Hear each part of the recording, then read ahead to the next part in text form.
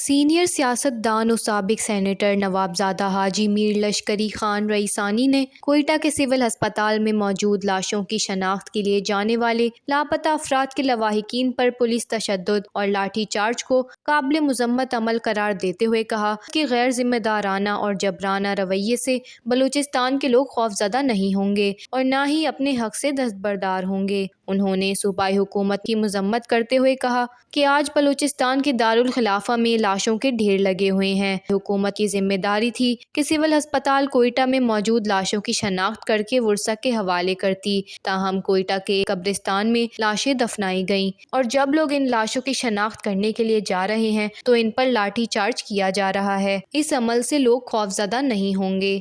لشکری رئیسانی نے مزید کہا کہ جو لوگ آج اقتدار میں بیٹھے ہیں ان کے لیے بلوچستان اور بلوچ سماج میں کوئی گنجائش نہیں۔ یہ لوگ قابل مذمت ہیں جو جعلی طریقے سے اقتدار میں آ کر بلوچستان میں ظلم کا بازار گرم کر رہے ہیں۔ وش نیوز، بلوچستان۔